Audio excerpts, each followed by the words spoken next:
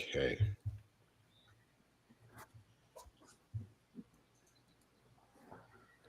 All right.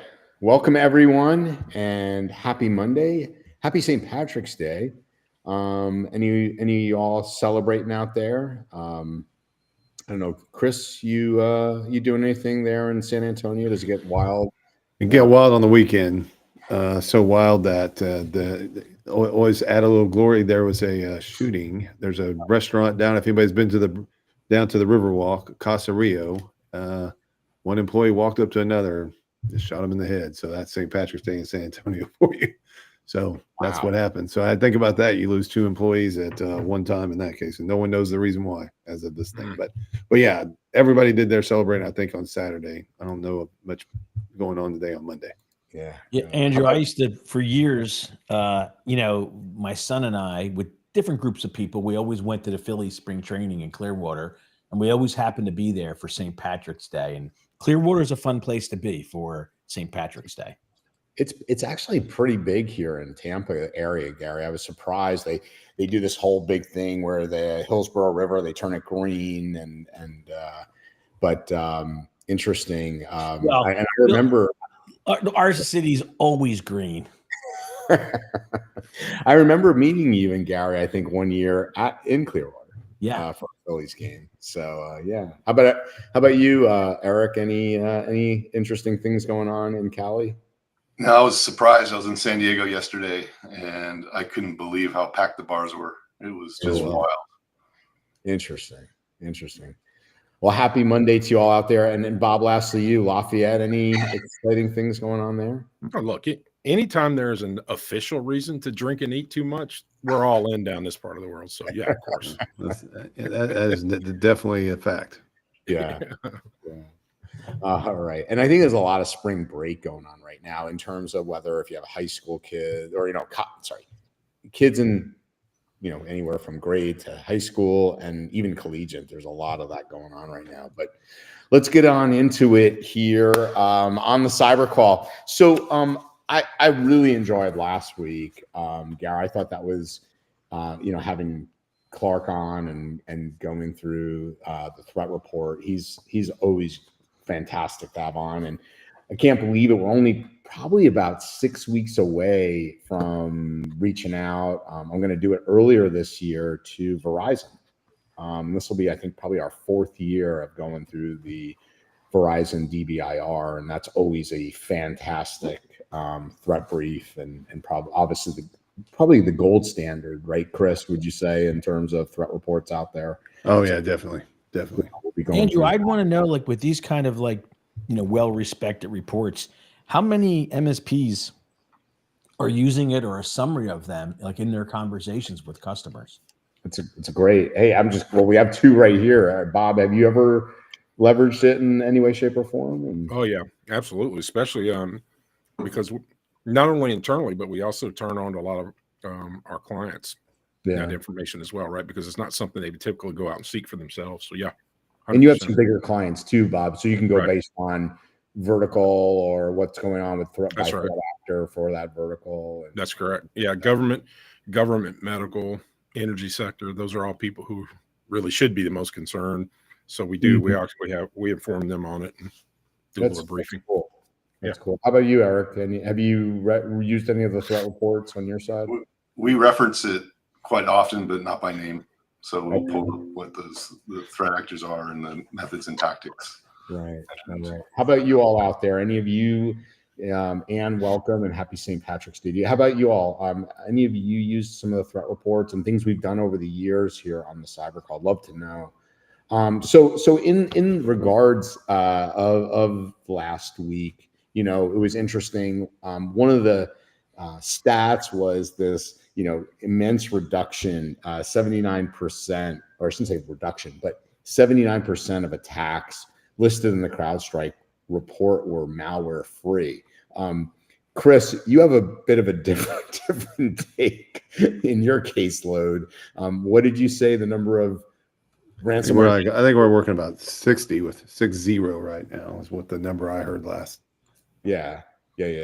What do you think kind of maybe where is some of this discrepancy, or I'm calling it discrepancy is it, you know, the types of, actors that maybe CrowdStrike's more, focus more mid and upper mid market and enterprise than what, you may be dealing with, or just the ones that are bubbling up to you within Solace and CFC you're not getting the BECs and the, more air quoting benign, like Yeah, what I described was ransomware cases. I mean, the BEC side, they have just as many. I mean, I think a lot of it has to do with, number one, is it's a tough thing to grab. I mean, CrowdStrike, they deal with cases of all shapes and sizes. They had some bigger ones, right? I mean, a 200,000 endpoint case is not out of the norm for them, where we wouldn't touch anything like that. And I just think a lot of it has to do too with this the identification of these groups. They're not these like handful of groups doing all the attacking. It's more spread out, and there's just little groups. I mean, we've had groups that just focus on a specific industry, like maybe like cosmetic surgeons or something like that. So I think it's just a, I don't want to call it a weird time. It's just a different time with respects to just the identities of these groups and attacking. And it's not like there's some central database where everybody's saying, hey, I'm checking in, I got attacked today. Yeah. And just curious, since we do have you, Chris, before we get into today, what are you seeing in terms of MSPs? Because, you've obviously since you and I have been working together, gosh, now for 9 years or so, we had that peak, obviously, with MSPs and RMMs. Do you still see them being attacked, and what are you seeing? Yeah, so I would say, especially in the last few months, we've seen more MSPs attacked, but it doesn't look like they were targeted. It looks like they were just part of a broader approach, and then somebody got in there and figured out they're an MSP and just started moving laterally into their tool set and doing what they do.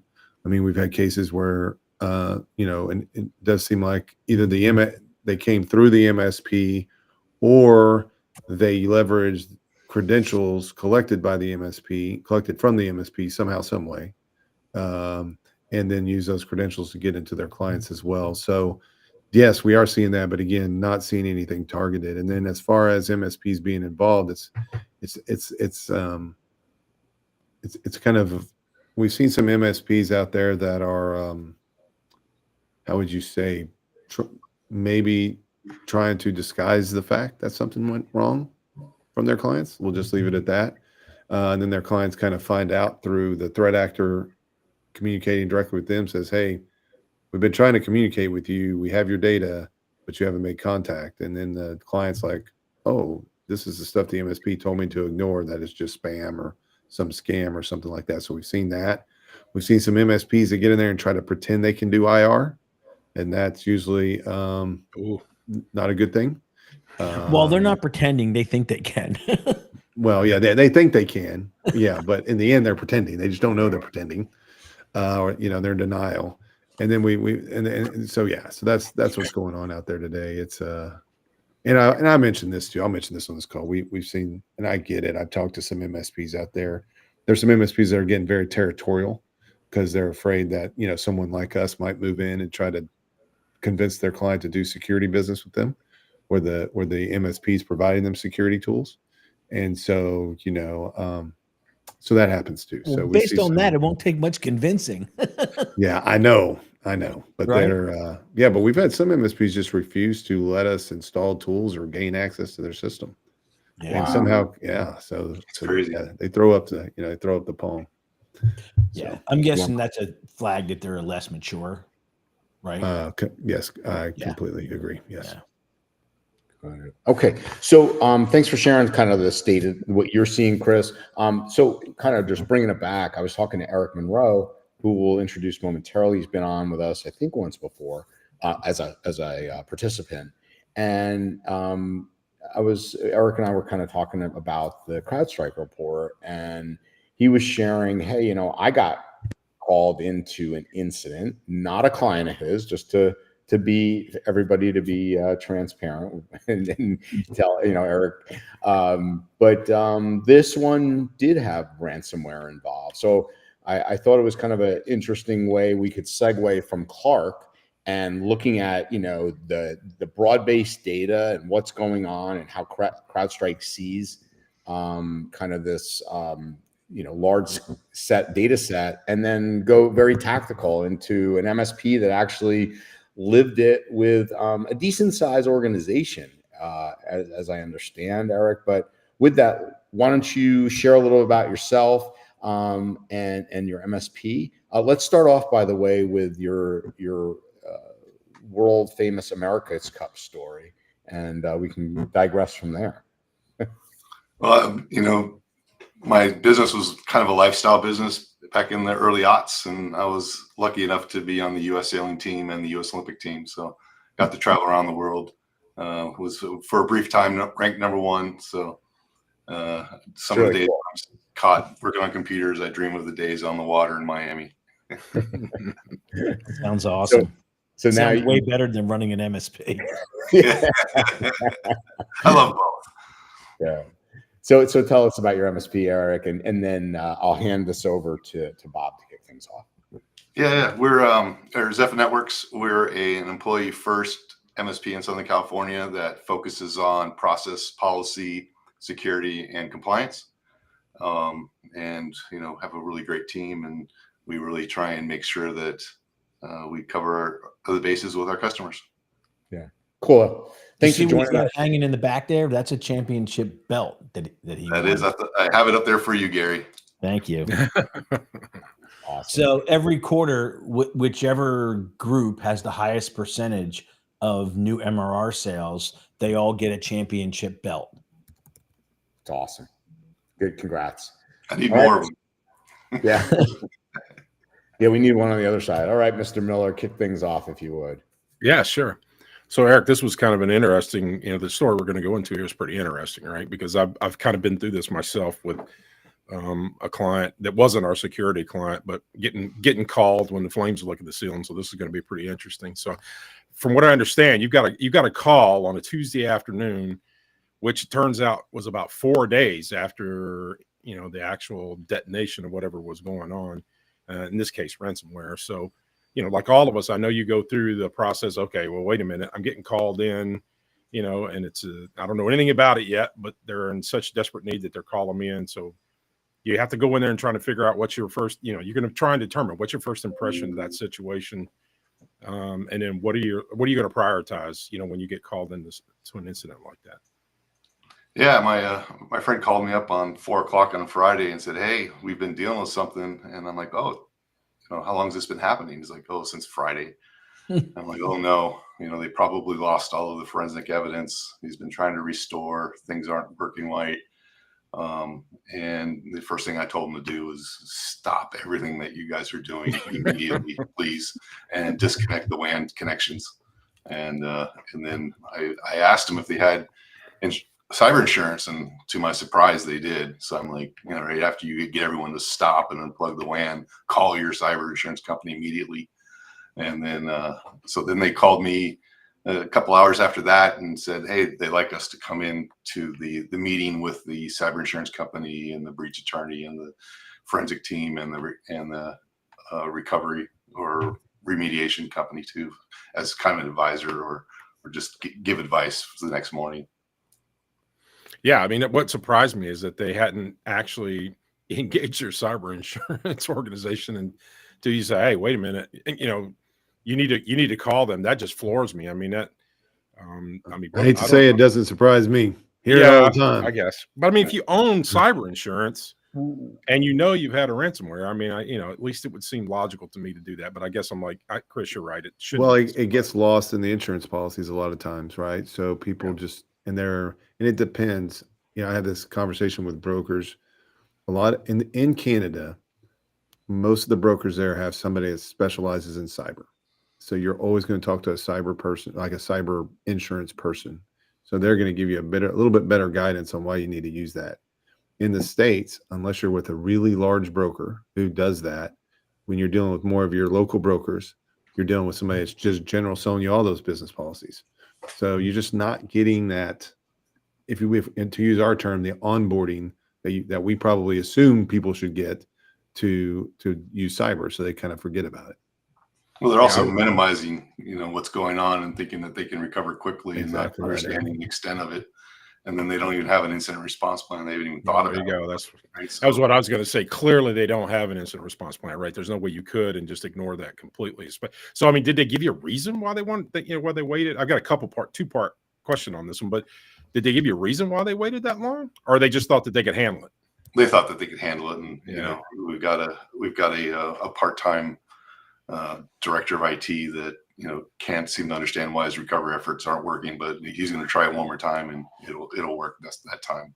And then finally, leadership said, So "Hey, what did he think recovery efforts were? Like, what did that look like? uh, he actually went out and bought hard drives for every one of his computers that were encrypted." I'm just like, well, we don't really need to do that, and plus we still want to preserve some evidence, and then just trying to keep recovering from what little data they had and thinking that they can clean it out when they recover it. And that tried it several times in several days, and nothing was happening.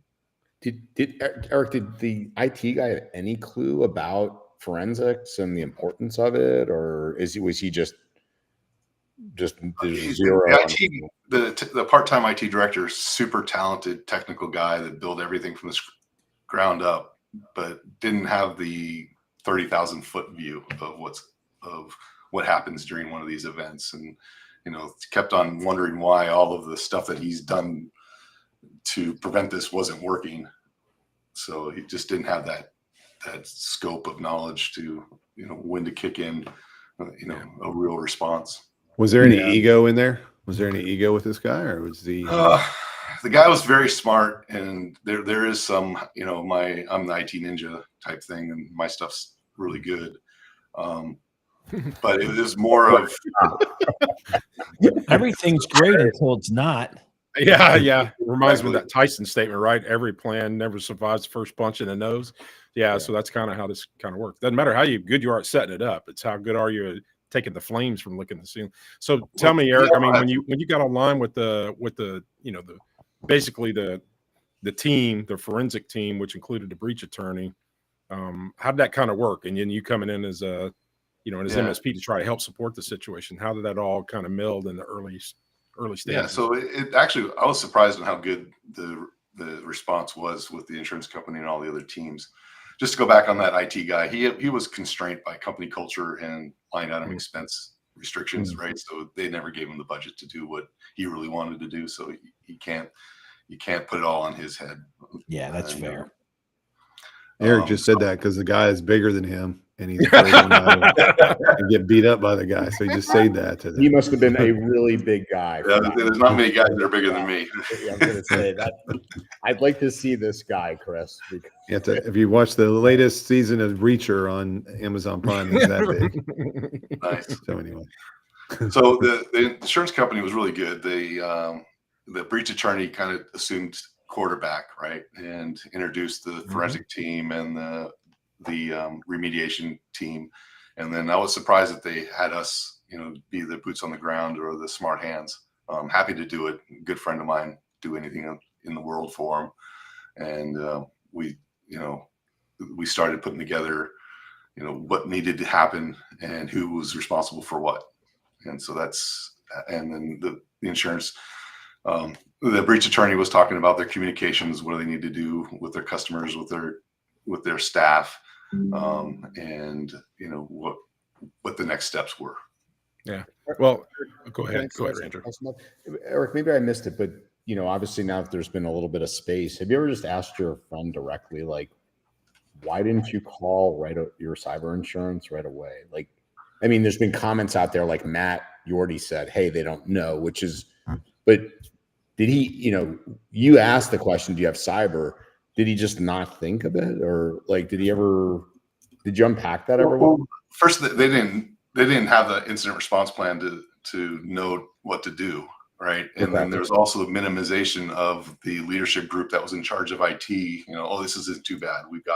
We can recover with our tools. We don't need to bring anybody else in. Right. And so a bunch of denial going on, and, just the lack of knowledge of what to do when something like this happens. Interesting. Okay. I mean, it's understandable, right? Like, we talk about this every day, but if you've never experienced it, you're just applying logic. Oh, Right. yeah. And they're expecting their DR to be, hey, we thought we could recover from a flood or an earthquake, or Yeah. we had no idea, that we would need a plan for malicious things that are going to keep attacking us after we try and recover. Yeah. Well, I no, always say that's the main difference between an IT kind of mindset and a security mindset or a response sense is IT. I mean, you're just programmed from the get-go to get stuff back up and running. I mean, so there's no fault of that unless you've had some prior experience. So I'm with you, Gary, there. I mean, just people, hey, we need to get back up and running. Gary, all I was going to say is this just typifies what for the MSPs listening, what an amazing opportunity. Like we talked about this ad nauseum, Gary, but for BIAs, IRPs, and all the other acronym soup, though, about the amount of revenue that's available, right? As you've talked about NRR going down, there's this whole other area that is sitting at our fingertips, done correctly in the sales process, which we will touch on today. Yeah. But Let Bob get through his stuff. When I get to Eric, we'll double click on kind of this view and how we bring it, forward. okay. Yeah. They should take advantage of some actual free incident response training they could get online anytime they want it. There's plenty of that out there. So Eric, I mean, the good news is, right, they could hand you their inventory, their device inventory, and their routing map, right, and then their change management log, and that had to make it infinitely easier to manage the process, right? I mean, Zero documentation, zero inventory, zero network map. 0.0, Mr. Blue There Toys. was a couple of pieces of chicken scratch on a piece of paper and an estimate of how many users they had.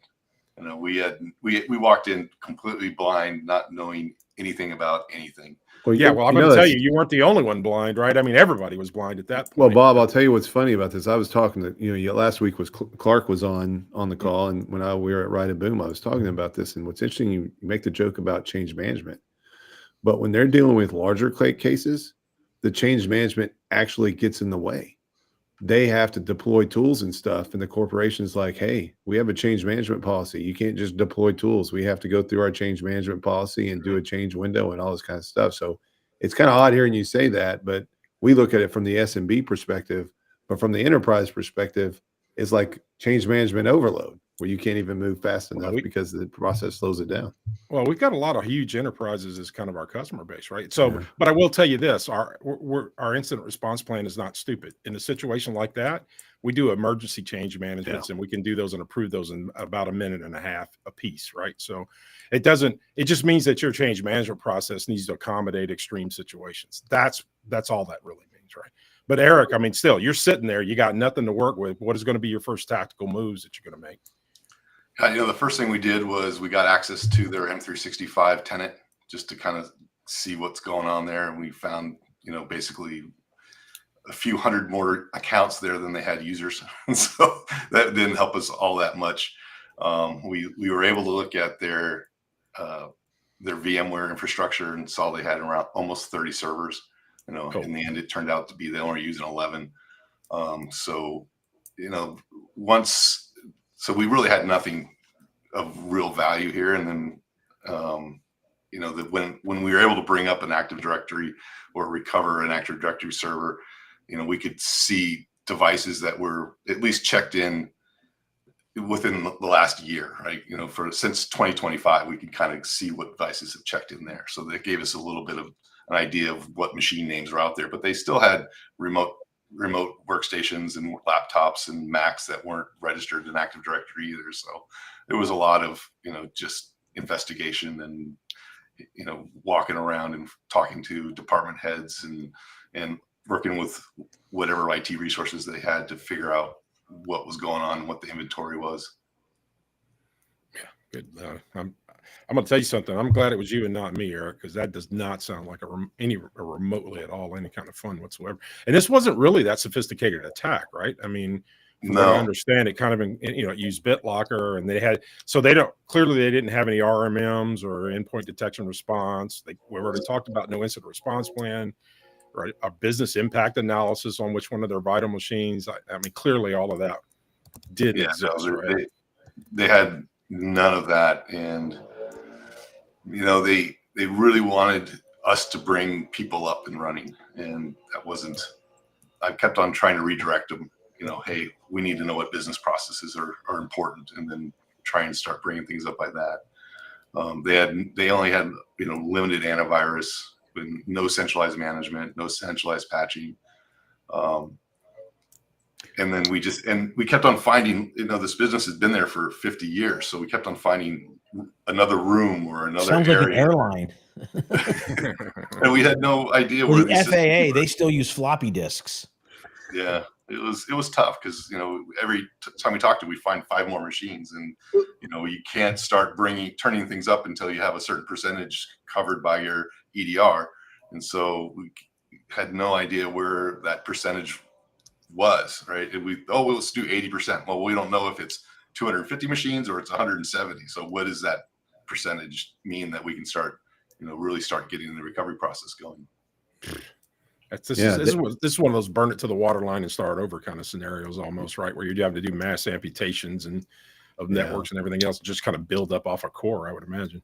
Yeah, well, it's a difficult thing. Yeah, I've been in these situations. It's really difficult, right, Eric? I mean, you're probably finding stuff that's old and stuff that's all over the place. And manufacturing, they've got systems that they're still running Windows 7 machines that don't have updated software that, they have to run this $1 million machine off this old software. So we kept on finding things like that. And it was tough. We had to, there was multiple locations, right? And then they had international locations also. So we had to get on the phone and talk to their managers and, get them the EDR software to install on those workstations. And it was crazy. Eric, was the manufacturing piece of the network segmented from the? I'm sorry, I probably shouldn't have laughed. My bad. Unfortunately, it wasn't, and then their backup network wasn't segmented either. So all of their being backups were encrypted. That's akin to asking, do the Irish drink on St. Patrick's Day? So let me ask my Gary Peak question. It does show you there, like what you just asked, like that's step one. Like it's the simplest thing. And, in this situation, it turns out completely differently, right, Eric? If there's just that basic segmentation. Oh man, if we had basic segmentation, right, we could have restored from backups, right? Immediately, right? And we would have had backups that could have been clean, right? So the only backups that we had were, storage area network snapshots that were just 2 days before they realized the event happened. So every time you kind of restored the snapshot, they got right back in, right? And there was no clean things that we could rely on.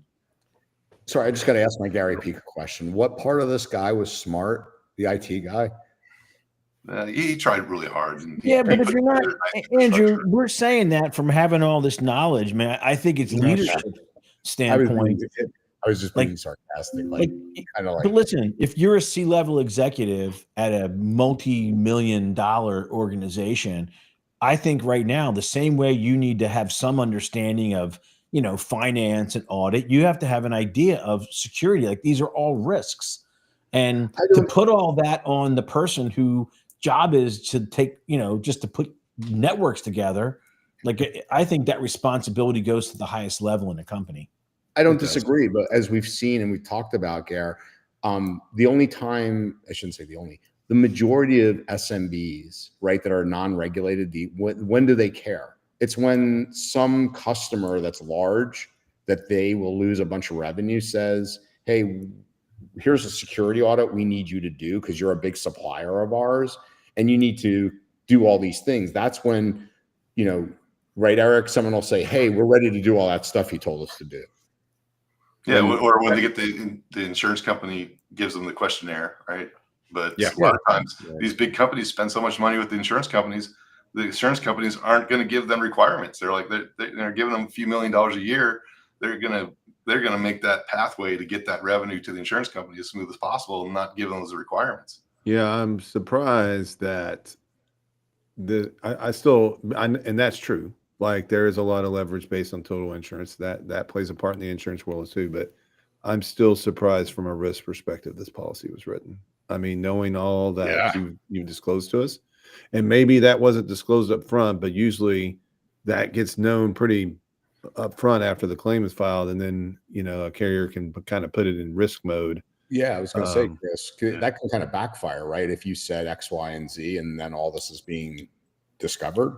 Yeah, I Oh, mean it's yeah. crazy. Yeah, this If is you're an like- MSP, if you're an MSP working with them and you help them check the boxes without actually being the case, yeah, you're in a bind. But I'm gonna tell you something. I get tired of hearing. Last time I looked, CEOs were the chief executive officer, which means the buck stops at their desk.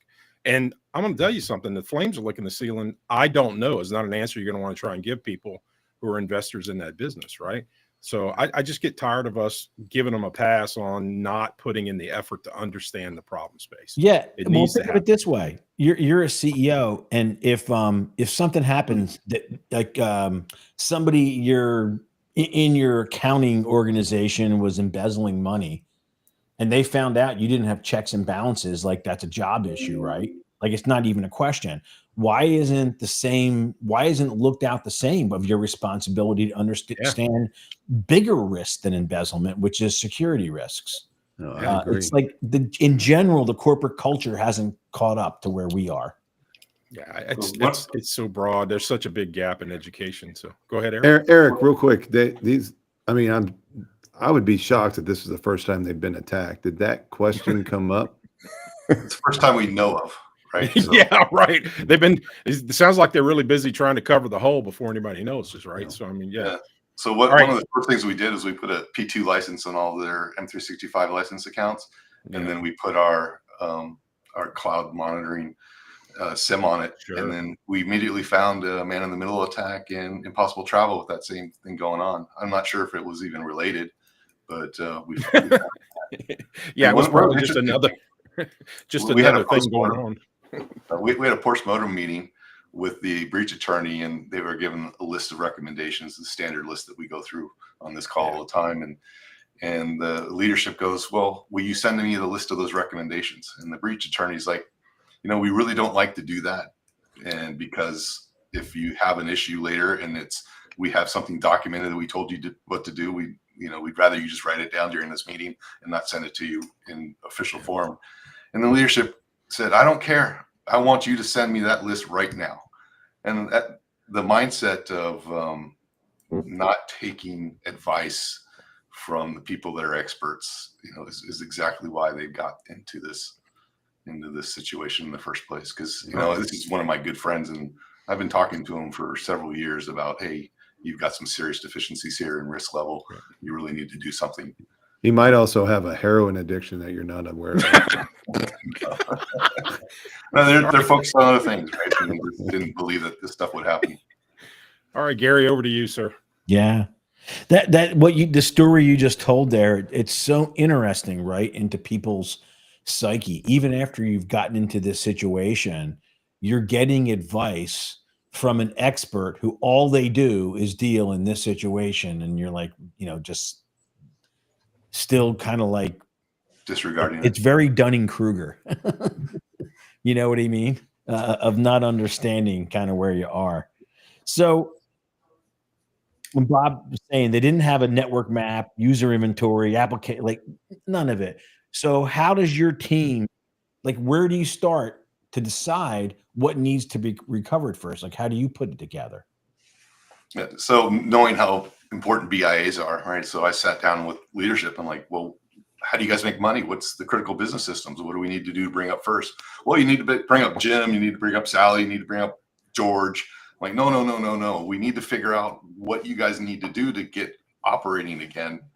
And so that took a couple days, right? It really finally had to go up the food chain even longer and say, I'm not getting any information that we need to get your operations up in a logical manner.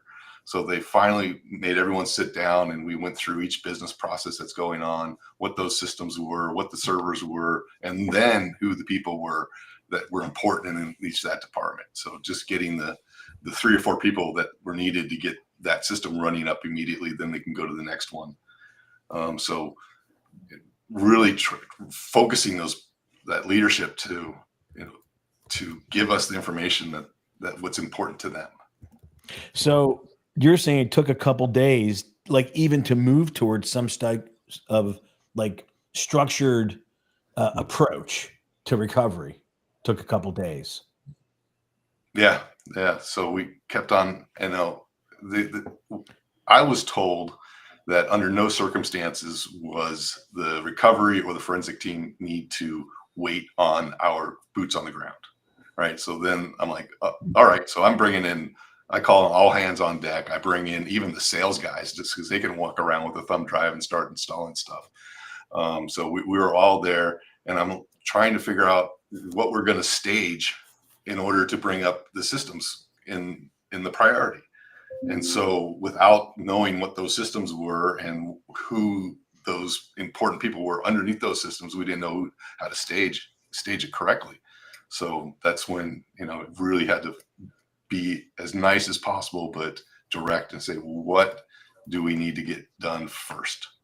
And then during that whole time, we've got, department managers, high level employees pulling our engineers off to side. Well, can you get me this, or how can I get that done? Can I get over here? Just distracting the team members. And then finally said, hey, I had to pull the team together. Said, if anybody at all has any questions or wants you to do anything, you have to report it up to the team lead or to me, and have them come that way. The chain of command in a situation like this is absolutely important. And once we established that, we were able to make more progress. Look, this is the perfect situation for a reenactment. I mean, if you were to say, hey, look, if I was to create a TV show like Forensic Files, but for these types of things, your scenario is like the perfect one for that. Chris, what I was thinking, listening to Eric, what he just described the past couple of minutes is literally the process that every MSP should be going through with every SMB. Look how hard it was for you to get there. Even when they're down, Eric, it was pulling teeth. Well, Eric, I was going to ask you, trying to get him to do it, like Gary, when everything is up and running and honky-dory. Yeah. Gary, did it surprise you that they couldn't come to consensus on what business processes drove the most revenue? Or not at all. I mean, I'm on an executive team. Like when something happens, everybody's stuff is the most important. And this is the kind of thing that takes some thoughtful discussion. And you got to have the time to whiteboard some things out and gain agreement. And that's really hard to do when you're doing it with a gun held to your head. But Eric really drives home. This is just the conversation, just a couple nuggets that you've laid out really almost is a training manual for the conversations that MSPs need to have with their customers. So in this one, it halted business operations, correct? Dead stop. Okay. For how long? Days? Oh, I think it was about a week and a half total. And that was unbelievably fast. We were predicting 24, 30 days, but we were able to really come together because we got moving forward, the way you discuss the potential financial impact of cybersecurity with your clients and prospective clients.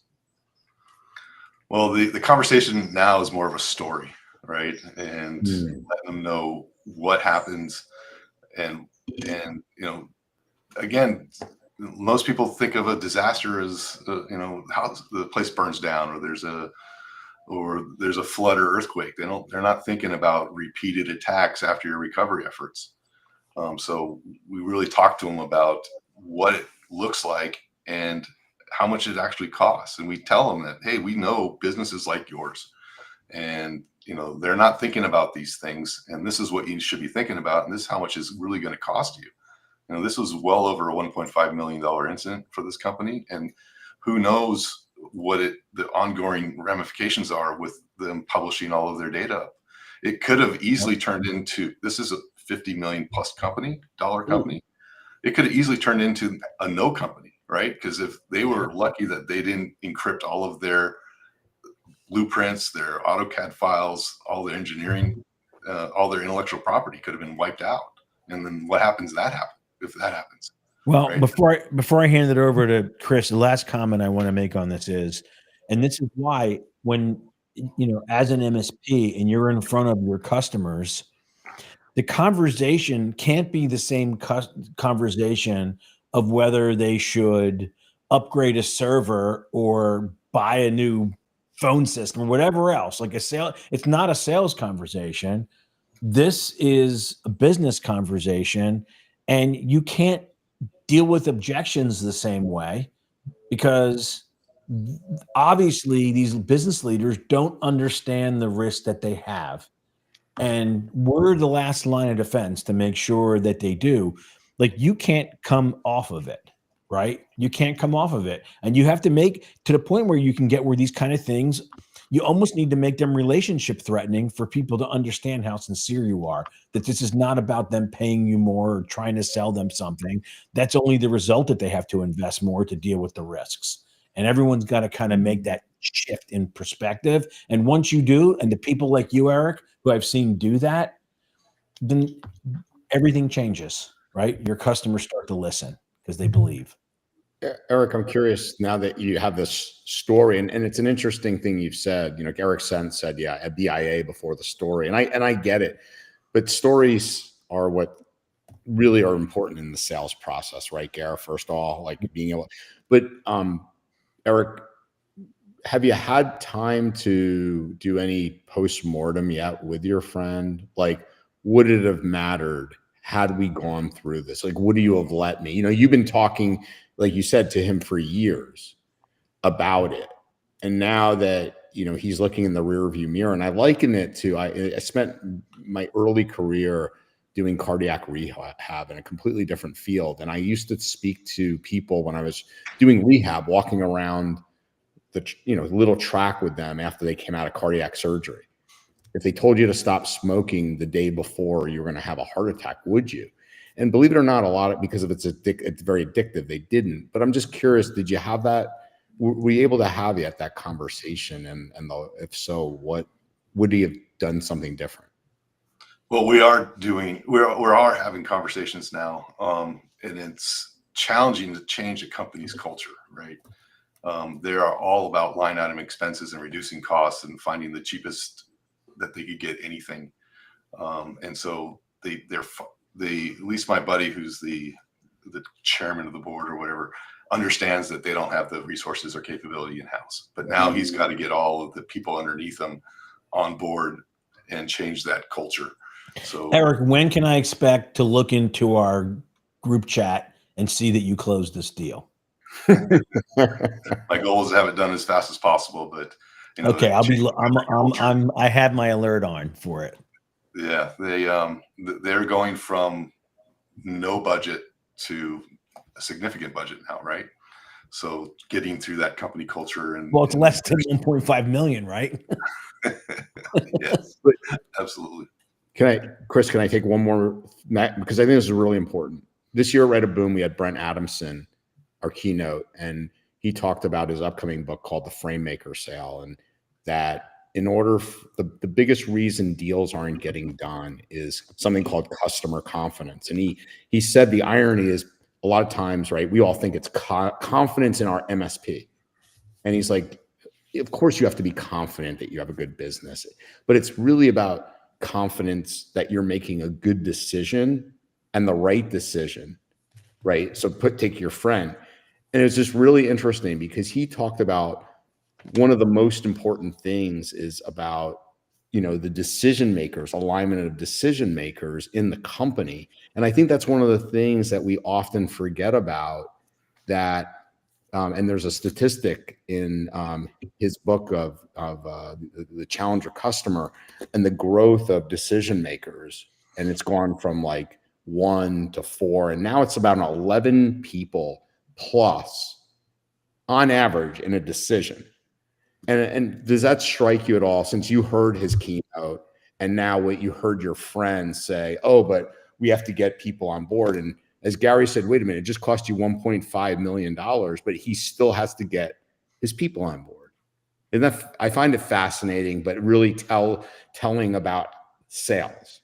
What are your thoughts? Those other decision makers have to admit that they did something wrong, right? And that they were responsible for what happened. And so, you know, getting them past that point, you know, to being a mature leader, you know, to admit what happened and that we should have done something different.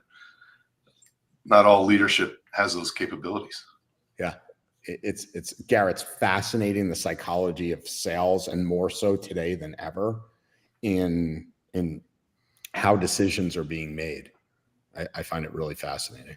Yeah, this is a good microcosm. So, Yeah. all right, we don't want to squeeze you out. You're here, Chris, today, go. Chris. Yeah. So one of the questions I have is like you mentioned they have the international operations, and sometimes what I've found is those are the ones that can surprise people even more so, even if the population impacted is smaller. I mentioned this something the other day, like India, they have a very short turnaround on notification compared to other countries, and some people when they get involved in these international ones, they don't realize. But there's some surprises. You don't have to name any countries, but were there any surprises there internationally for these guys when they had to go through this and what they had to do? More of the European compliance requirements, right? Okay, So so now they have to deal with all that, and thank God I was involved in those questions with the attorneys on how they were going to address those requirements. But yes, there was unfortunately there was PII data that was exfiltrated, and the bad actors sent them a directory listing of all the information that they had, and so then now they have to go through all of those steps to address those issues. Yeah, so that's really out there for the the MSP community. Is, I mean, if you're I know some MSPs find out in these situations that their clients had operations outside the U.S. and that's a shocker. But the other times that's another road into the conversation because a lot of people just don't understand. I mean, I've been in situations where Southeast Asia countries, as an example, if there's like any kind of Japanese operations, that's a big deal, and they treat data. They treat what we think is the most benign data as the most important data on the planet, and people don't realize that. So they also think all my stuff's hosted in the cloud, but the HR director's got a spreadsheet and Word documents with all this data on it that they don't realize that they're responsible for. Yeah, every time it's one of the questions I got. So when you got on the ground, and obviously this environment, there's full of surprises. Did you find that just you described even bringing salespeople in to do manually? Did you end up deploying some tools in there to kind of help with deployment and try to do just centralization, or was it just that was more work than it? Well, one of the challenges were that none of their systems were running, so we didn't have DHCP, we didn't have DNS. So even if we put some systems in there, I thought, hey, well, maybe I'll throw like a network discovery tool on there and start mapping things out. And without all those other ancillary systems supporting it, it basically doesn't work. So that's true.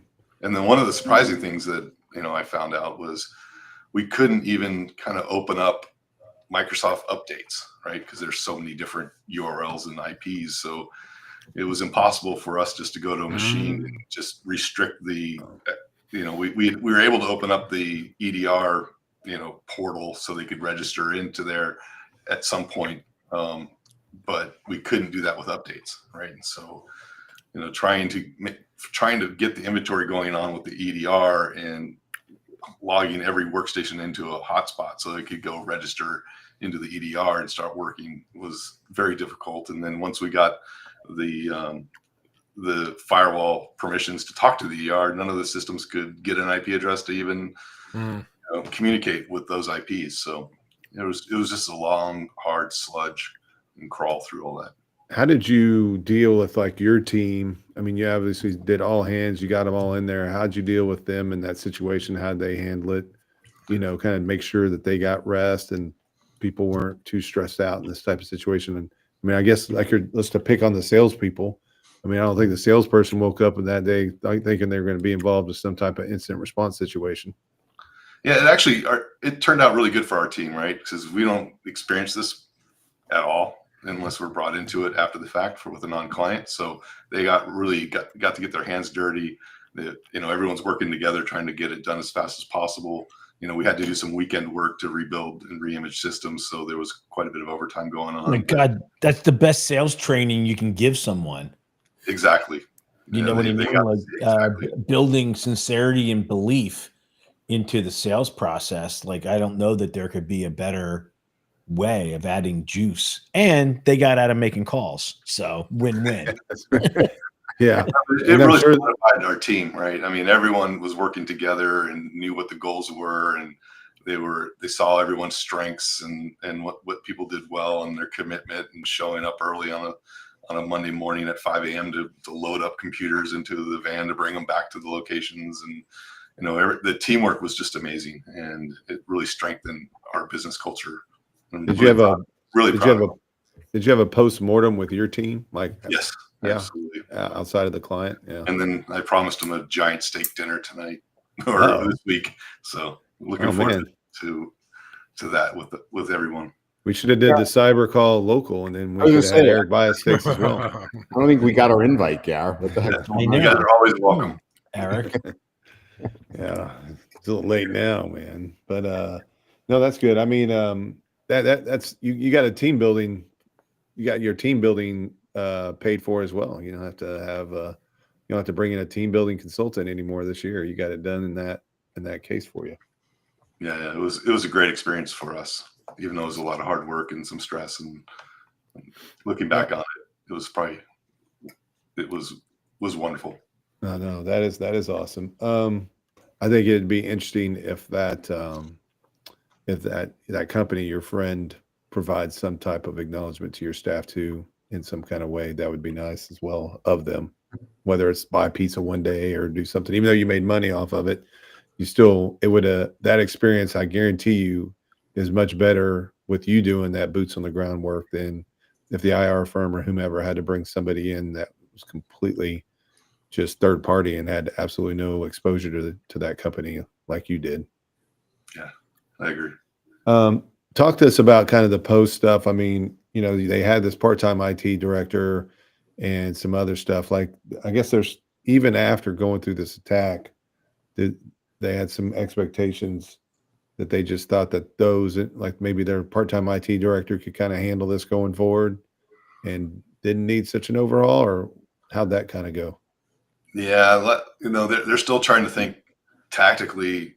What tool can I throw in here to fix this, right? Mm-hmm. And I keep telling them, it's like you got to do strategy. Tactical's not going to work if you buy a life raft and you stick it in the forward stateroom underneath a bunk and you don't have a to-go bag with a radio, water, signaling devices. It's worthless, right? So if you don't have a strategy and you don't train with what the tools or the tactical items that you have, it's worthless. So we're still talking to them about what strategy looks like and what the funding for a strategy looks like, and hoping every day they kind of come out of their shell of denial of what happened.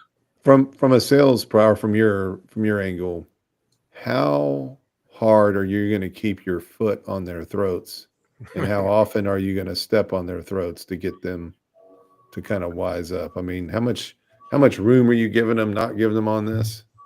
So with our clients, we don't give them any room, right? We have standard, right? We press them for BIAs and IRPs quite a bit, because that is project work for us. But during our onboardings, we do these little mini IRPs, and we have our tactical stuff that's required in our standards. And so there's not much wiggle room with our clients. We just tell them what they have to have, and we press them for those BIA engagements. But we already have a little bit of that with our mini IRPs based upon our onboarding with clients. So I can't really put my foot on the throat of my friend because they're not a client, and there's no leverage that I have over there besides helping them understand how you have the truth. What's that? You have the truth on your side. Yeah, but not everyone hears it. Kirk, I'm sure you've done this, but have you asked them, are they okay to go through it again? Meaning it cost them 1.5 million, and not just your friend, but this is kind of, in a perfect world, it is a tabletop. Hey, are you guys right? A real time, right? Yep. Well, has that question really been asked to the executive committee? Are you guys willing to go through? Are you okay to go through this another $1.5 million exercise? Yeah. So they're in process of interviewing other MSPs and we're going to be included in it because they want to make sure that there's no conflict of interest with me being a friend. So they're having the conversation about what bringing in an MSP to supplement what they have, whether they do it or not. If they budget it for it, hopefully they can see the difference between what a company like Zephyr will do versus another MSP that isn't as mature as us, and doesn't charge as much, because I know they're very sensitive in the line item expense area. Well, you're saying they're going to get an MSP, but not yours. We don't know. They have to spend more, but they want to spend less more. They're going to buy from Lester more. There's a good chance of that. I'm hoping not.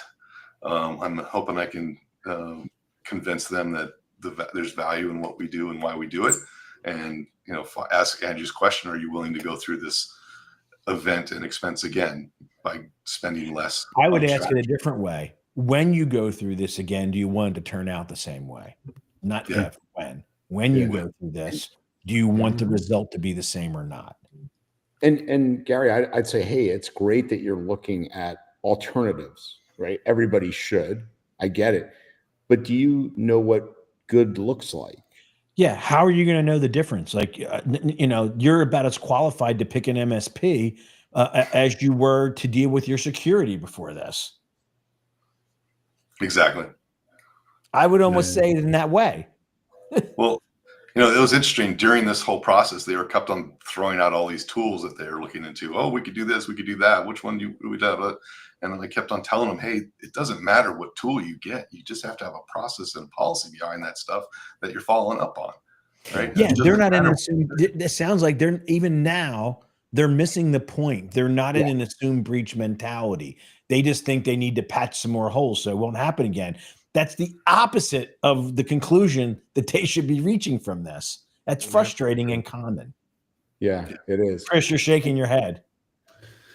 Yeah, I mean, it's I think the bigger and the older the company is, that this is kind of what you see, unfortunately, right? I mean, it is just the facts of it. It's just the craziest thing ever. I mean, it's gone so long, and they probably have people there that have worked there forever, and they're just convinced that they know everything. And I'm not trying to read the situation any differently, but the conflict of interest thing sounds like almost like an out clause to me. Yeah, as an excuse not to. Yeah. I agree with you there. They're suspicious too of every vendor, right? They've got to be making money that we could be saving somewhere. You already saved them money on 365 licenses, it sounds like. Yeah, and Eric, I would push back with this way and say, look, with all due respect, I would say, like, let me take this from a different perspective. What questions? What are the right questions before you even look at MSPs? Take us out of here. What are the right questions you guys should be asking yourselves to even make a good decision? Do you even know the right questions? Just get him on right now. We'll talk to him right here. Yeah, let's add him on. I'm happy to talk to him for you, Eric. Get me on a call with him. Maybe we'll just show up to that. Maybe we'll have another steak dinner for them. Eric won't tell them, and then we'll all be there. It'll be like an intervention over steak. Yeah, absolutely. Eric, one of my questions going to be, how do you choose your friends? Because I'm concerned about you. All right, real quick. I know we're running out of time, so I think we have enough time for you to say, hey, Eric, here it goes. Looking back, what are the top 3 takeaways MSPs and their clients should learn from this incident to prevent them being put in the same position? Number one, I'm going to say follow the cyber defense matrix, please. Right, that would have saved us a lot. 2, follow industry best practices, period. There's no shortcuts. And 3, understand that IT is a business unit and it needs to be funded like a business unit. There you go. Well, you even got the applause. Fantastic. All right. And then lastly, get them on a sales call with Gary. Yeah, and right. let's get them on the, tell them let's get them on Chris the or Bob. call. These guys could do it too. Yeah. You might actually be nicer on this one, Gary. Yeah, I might actually be nicer than you. That doesn't happen that often, Bob. I know. All right, everybody. Great. Hey, Eric, awesome job. I think Thanks, this is Eric. really important for everybody. And, wishing you all a fantastic week ahead. I'll get this summarized in a blog. I think there's some real good nuggets here, Gar. I'll get over to you. Bob Miller, Chris Lair, thanks a million for subbing in as always. Gar, thanks a million. Yeah, Chris, we miss you, man. Yeah. Bring me on, man. I'm around. All right. You got it. All right. Have a great week, everybody. Thanks, everybody. Thank you. Take care.